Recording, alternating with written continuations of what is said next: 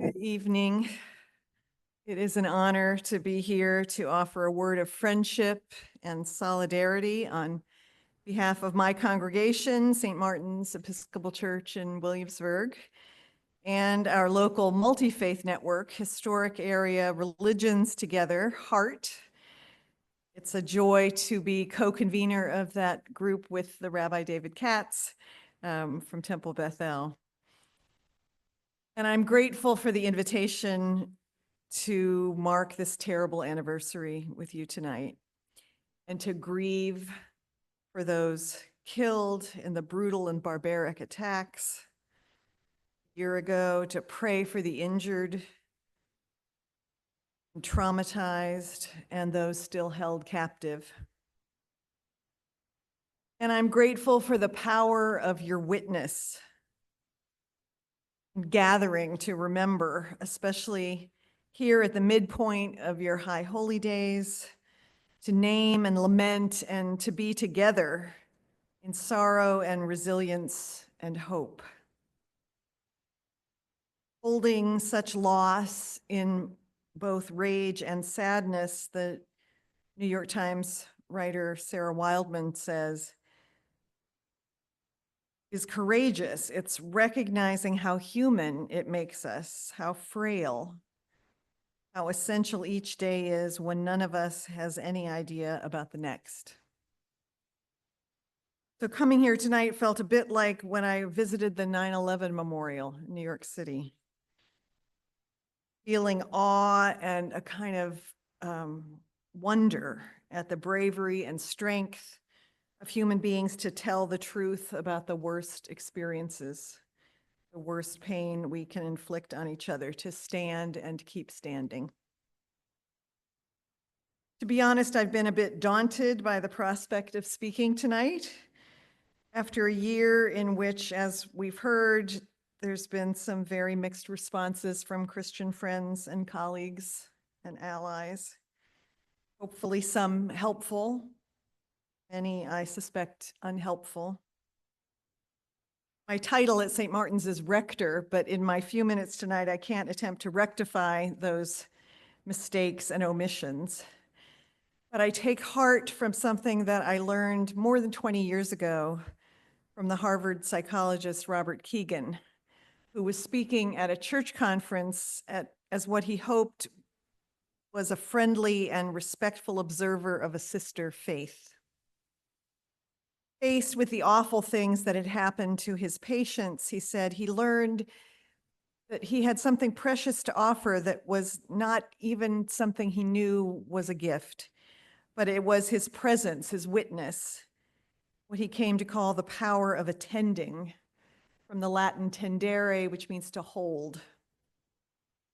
He said, it's not the solution to a problem, the gift of my analytic mind. It's not advice, the gift of my wise experience. Not reassurance, the gift of my own faith or optimism. Not even consolation, the gift of my sympathy, but accompaniment, attending to the other's experience, stuttering strange words, hoping to resonate. So a few stutters and then a prayer. I can only imagine the shock and pain you experienced on that horrific day last year, and the visceral and continuing body blow of being under attack from enemies and, as we've heard, by supposed friends as well. I can only imagine the grief and fear, feel for your people, yourselves, children.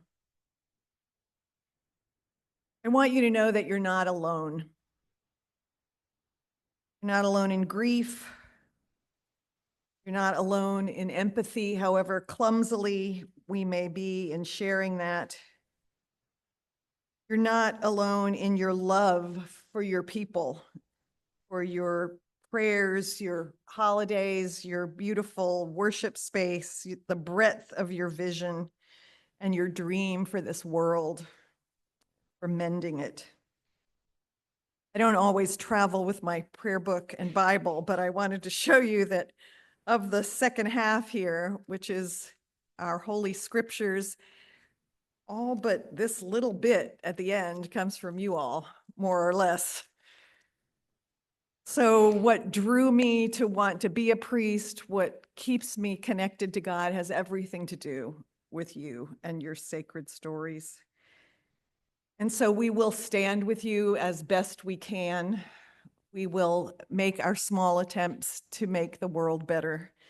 And I want to just tell you about one of those that we're doing at Heart, an initiative called Stand Up for Yourself and Others, which is an anti-bullying project where through children's literature and puppet shows and music, we're giving kids the message that diversity is a wonderful thing, that we are all God's children, that we can love and respect and care for one another.